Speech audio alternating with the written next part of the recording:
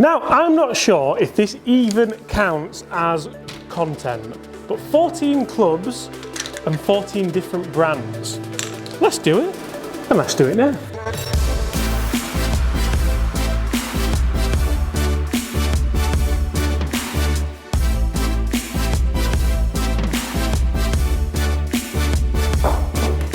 Oh, good Lord. Hi everyone, James Robinson here. Guys, first things first, I'd like to warmly welcome you all back to the channel. I hope you're all safe. I hope you're all doing really, really well in these terrible times. This video is designed to entertain you. You see, in this golf bag, I have a full set of golf clubs, 14 clubs, all pretty much legal, I think, and the 14 different brands as well. So guys, interestingly, this was actually a lot more difficult than what you might think. All these clubs I've kind of found in my office or here at Huddersfield Golf Club in the shop, and I think I've done okay. I might have had a few nightmares because it got quite interesting at one point, and we're going to start with the 68-degree lob wedge, which is an Acer XB D-grind. Don't ask me why, but basically I can only use Vokey or Taylormade or Ping or Callaway once, so I wasn't going to waste it on the lob wedge. And you see guys, also the idea behind this video is I'm going to go out and potentially play golf with these 14 clubs with your help. So if this video gets 3,000 likes, bit of fluff on the glove there.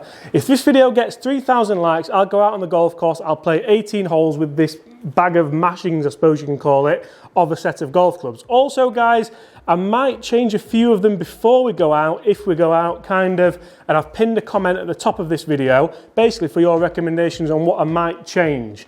There's definitely some that I hopefully will change. I'm hoping to get a few more brands on board, but without any further ado, let's start with this Acer lob wedge. I thought Acer was a computer, to be fair. So I'm not expecting this to go overly far. This is going to be more of a kind of finesse kind of shot there. 20 yards to start with. And we're going to check just how far all these clubs go and if it is in fact possible to have a half decent gap in when you're only allowed to use one brand once. Imagine if that was a rule. One brand once. Club deals would be out the window, wouldn't they? Oh, that land's soft. So now that's the Acer lob wedge out the way, let's look at sand wedge. Sand wedge, interestingly, I've gone for the Old Tom sand wedge. This is something I reviewed not long ago. Well, actually, it was quite long ago now, but I did quite like them, especially for the price they are. These are really reasonably priced, and I'm not gonna lie, I've kind of put it in there to free up other clubs at the top end, middle end of the bag. But it's still good. And I hear what you're all thinking, don't worry, there is a Vokey in there eventually, coming soon.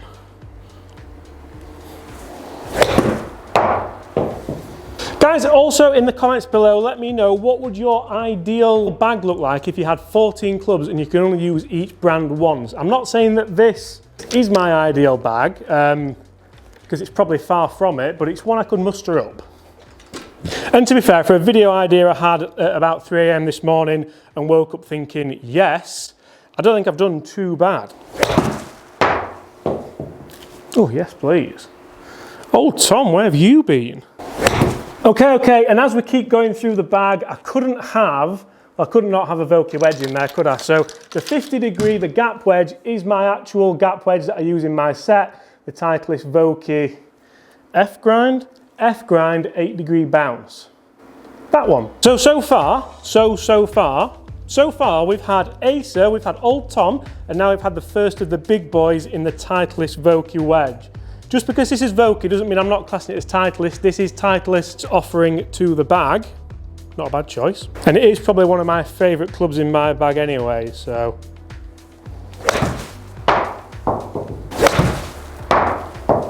I'd say, does anyone disagree with what I've gone for so far? But I suppose until you actually see the whole makeup, it would be hard to disagree, wouldn't it? So make sure you stay tuned until the end. Okay, so that is the gap wedge done. And now we're moving on into the irons of the bag. The pitching wedge, which is the Ping Blueprint pitching wedge, and it still has kind of tape on it from a video I did where I coloured them in and stuff, but how good did they look? That could have been any iron, to be fair. It just happened that I fancied, to be honest, I really like the look of it down at the ball as a pitching wedge.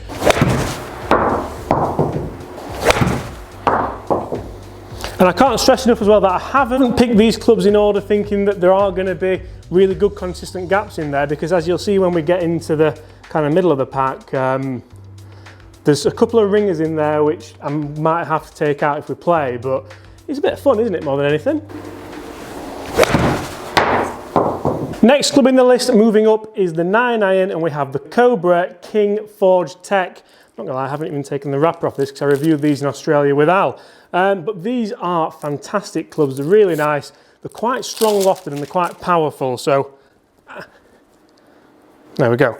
So I'm expecting this to go a pretty long way, and hopefully the 8-iron we might have to step on the 8-iron. So this is Cobra's offering, and you may be thinking, how on earth has he not put the Cobra 3-wood in there, or the Cobra driver, or a Cobra hybrid? And I mean, to be honest, the answer to that is quite simply, I don't know. I've got no idea what I'm doing with this, but I was really happy when I managed to find 14 clubs from 14 different brands, to be fair.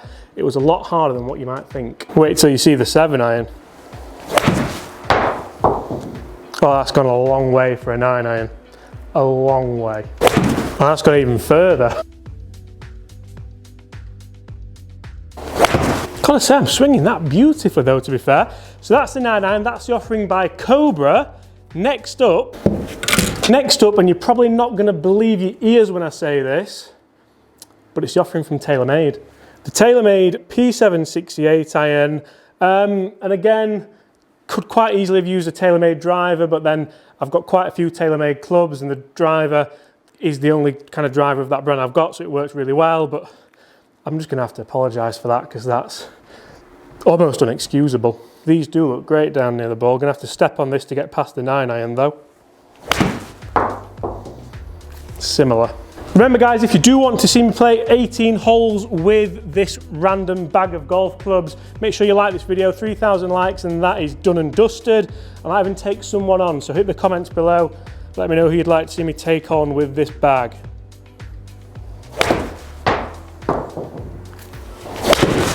That was a shank. All right. Didn't think you'd hear that on this video, did you? We'll keep it in though. Next up,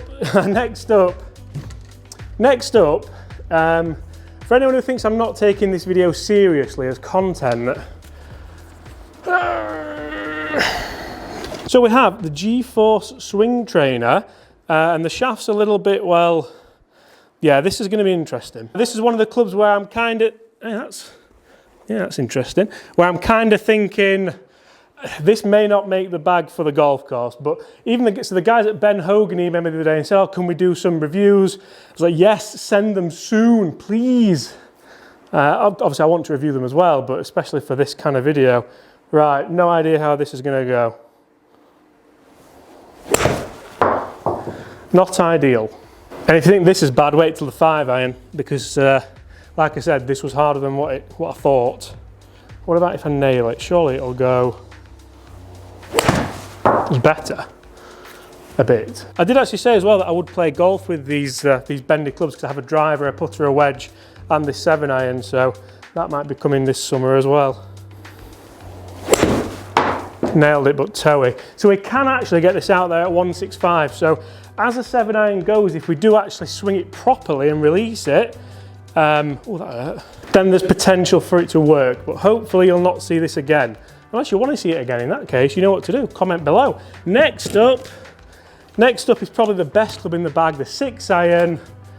What a beautiful club this is. These for me are potentially, I mean, if you wipe them and get them clean a little bit, because that's disgusting.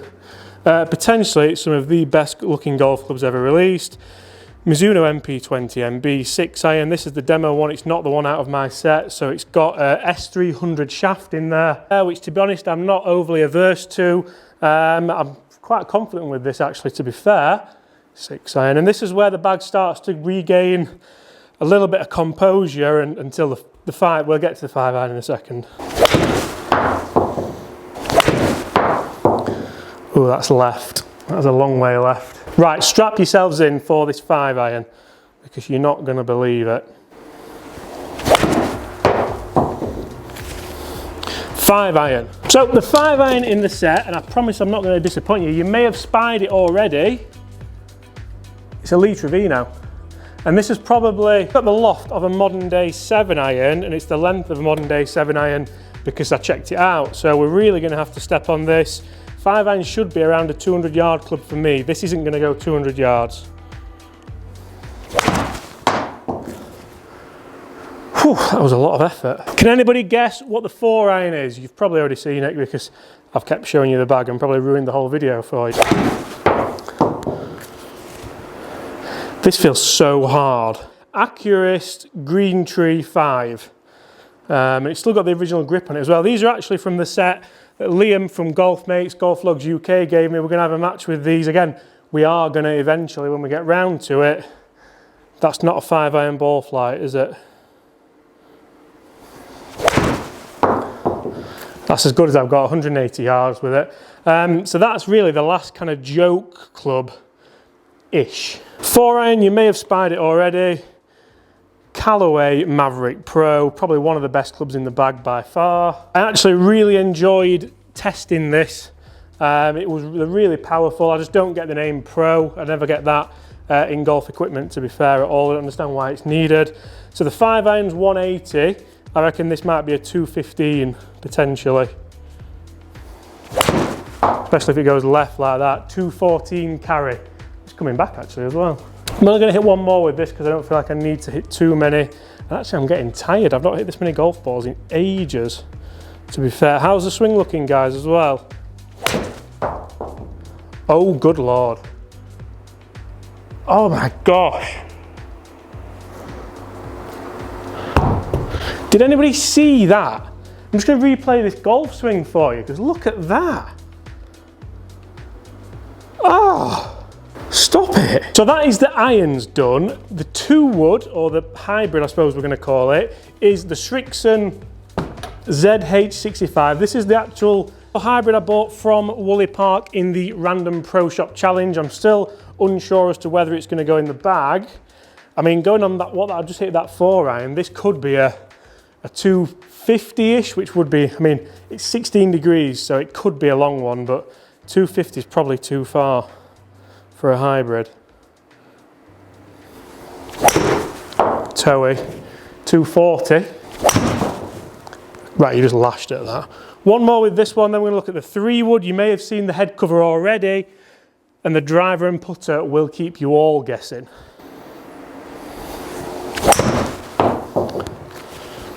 I do like this, I do like this. Okay, head cover back on for the Srixon hybrid. I don't think that's going to change. I do like that, and Srixon isn't a brand that I have many clubs of, so that works great. 3-wood, you may have already seen, is the Exotics EXS 220 with its diamond cut face. It's well, it's dual carbon tech and it's max MOI. Again, this is one where I do have the Exotics driver, hybrid and 3-wood. I thought the 3-wood was okay, so that's in the bag.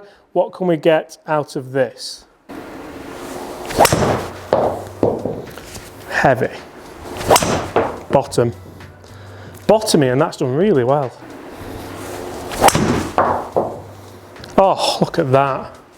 Look at that. Maybe I had you all wrong.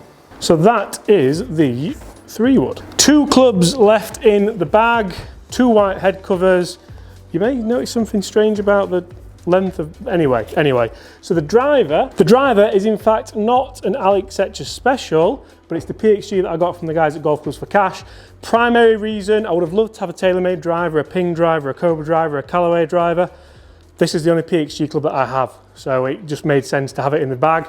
It freed up a spot for the other clubs, such as the 4-iron, such as the wedge, such as the, you know, you get my drift. So generally this driver performed as well as kind of most drivers that I have been testing or have tested, so I'll be expecting around kind of 275 carry out of this. Might be some snap buckets. So now you've seen the majority of the bag. I mean, wait till the putter if you want, but what do you think? To say how well I've struck everything else, I've not hit this driver very well at all, which I'm quite disappointed about.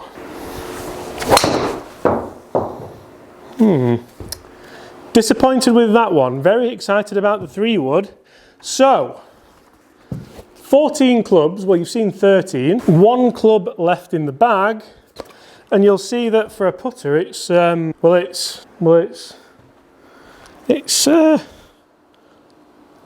bit long. And you may have seen other guys review these on the internet at the moment. They are sending these out to a few guys to try and get out there. This is the FGX putter, and I do have to review this. You can see I've still got the tape on it. I'm going to use it, honestly. FGX is long. How long is it, you ask? I mean, very, very long. So, main reason for this is it's a little bit weird, it's a little bit funky, and again, to be honest, I own no other FGX golf clubs, so it works really well. It filled out another space in the bag.